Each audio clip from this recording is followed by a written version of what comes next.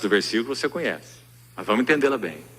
A alegria do Senhor é a vossa força, não é? Esse slogan é colocado em adesivos e pregado no vidro dos carros, como fazem com muitos outros textos, né? Mas o sentido exato desse versículo é o seguinte: faça o Senhor alegre ou satisfeito, e você será forte. Por isso a alegria do Senhor é a vossa força.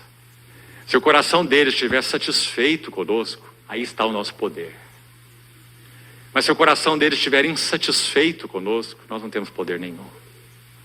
Porque é a alegria do Senhor que é a nossa força. Então Neemias coopera, juntamente com Esdras, nesse caso aí, para a renovação do primeiro amor. Que lindo, meus irmãos. Então nós vamos lá para o final, Neemias 11, para completarmos esse assunto das dores de parto, as cargas do Senhor, comunicadas por um vaso tão precioso, Neemias, o consolo de Jeová.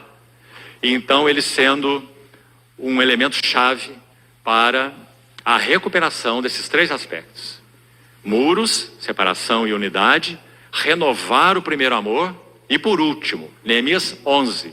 Se você ler esse capítulo, logo no início, você vai ver que Jerusalém, eles já tinham retornado, é claro, já é a terceira leva, e Jerusalém estava pouco habitada. E ela é a cidade do grande rei, o centro do culto ao Senhor. A cidade, o templo, o santuário, mas ela estava pouquíssimo habitada, porque aqueles que voltavam do cativeiro iam para suas cidades.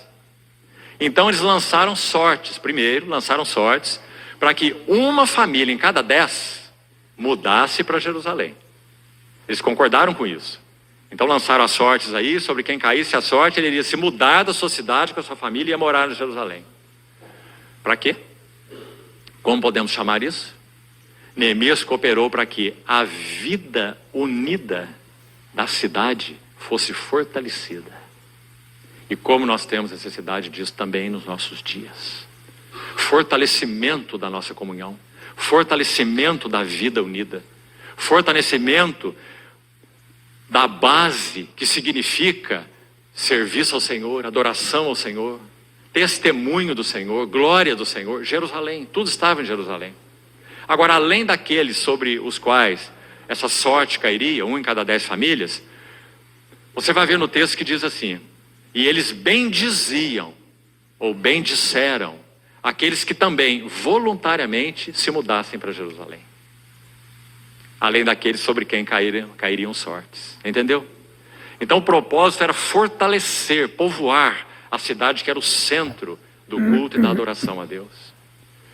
Para trazermos isso na linguagem então do Novo Testamento, a vida da cidade, o testemunho de Deus fortalecido, mais famílias, mais pessoas, mais proximidade com aquilo que toca o centro da adoração ao Senhor.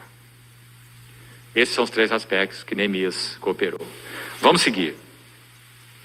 Nós também falamos pela manhã um segundo aspecto, eu também preciso retomá-lo antes de avançar.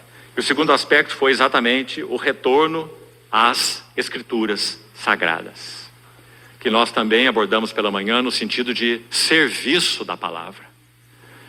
Meus irmãos, é claro que esse é outro ponto essencial. Como o testemunho do Senhor será recuperado se nós não retornarmos às Escrituras? Como? Então, vamos usar um texto juntos, Marcos capítulo 6, vamos abrir lá, e vamos ver algo, para completar o que já falamos pela manhã, do que significa esse serviço da palavra. Marcos capítulo 6. Vamos ver esse relato da multiplicação dos pães, e vamos extrair algumas lições aqui, também objetivas, e vamos seguir. Marcos capítulo 6.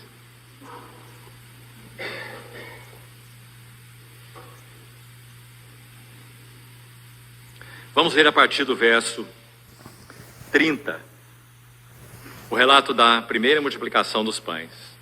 Voltaram os apóstolos à presença de Jesus e lhe relataram tudo quanto haviam feito e ensinado. você ter o contexto anterior, o Senhor tinha acabado de enviar os 12. Até aí os 12 estavam com ele. E o ato anterior a esse relato aqui é que o Senhor envia os 12 para curar, para expulsar demônios, para pregar o evangelho, dando autoridade a eles. Esse é o pano de fundo. Então por isso diz aqui, voltaram os apóstolos à presença de Jesus e lhe relataram tudo quanto haviam feito e ensinado. E ele lhes disse, vinde repousar um pouco à parte, num lugar deserto. Quanta gentileza do Senhor, né? Porque eles, os apóstolos, não tinham tempo nem para comer, visto serem numerosos os que iam e vinham. Então foram sós, no barco, para um lugar solitário. O Senhor Jesus planejou um refúgio para esses tão queridos, separados por Ele, chamados para estar com Ele. Fizeram uma obra exaustiva por um bom tempo.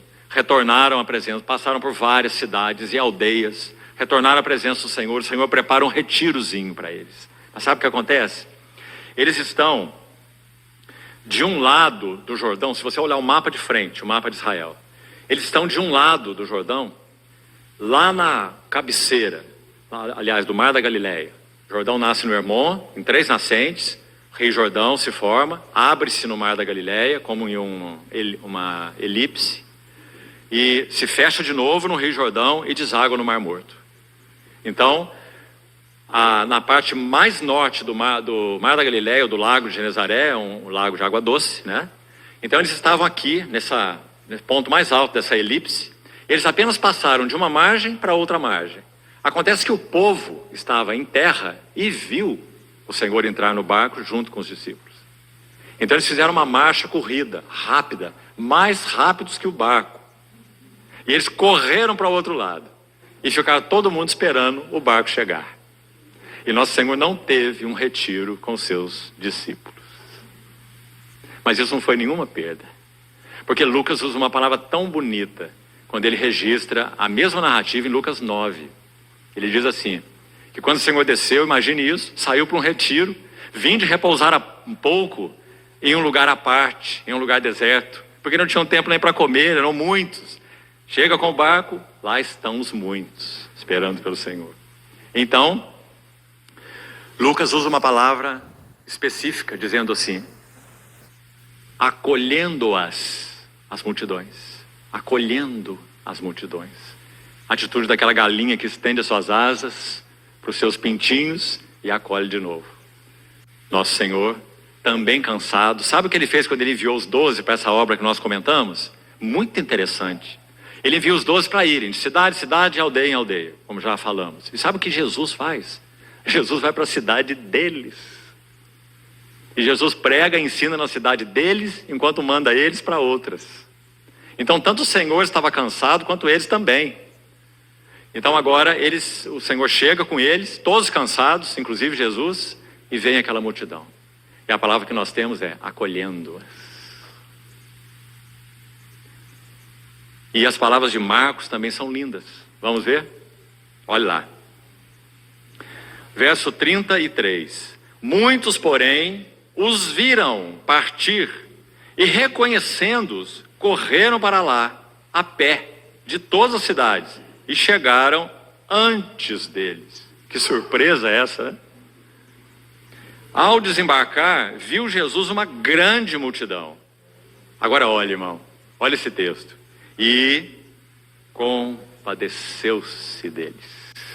Meus irmãos, nós já falamos em outra sessão que a vida humana do nosso Senhor Jesus é representada por aquela flor de farinha, não é?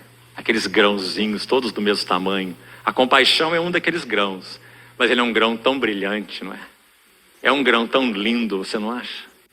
Ele se compadece. Compaixão. Assim é o nosso Senhor. Cansado, com seus 12 cansados. E ainda fizeram essa viagenzinha de barco. O barco não era motor, não. Né? E chegaram lá cansados. E agora, compadeceu-se deles, porque eram como ovelhas que não têm pastor. E passou a ensinar-lhes muitas coisas. Onde que Jesus tirava energia, não é? De onde ele tirava tanta energia? E olha o que diz mais. Em declinando a tarde, vieram os discípulos a Jesus e lhe disseram. Que coisa interessante isso aqui também. Os conselheiros do rei. Olha o que eles vão dizer. É deserto este lugar.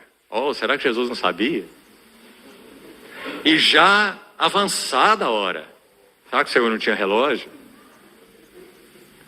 Despede-os para que, passando pelos campos ao redor e pelas aldeias, comprem para si o que comer.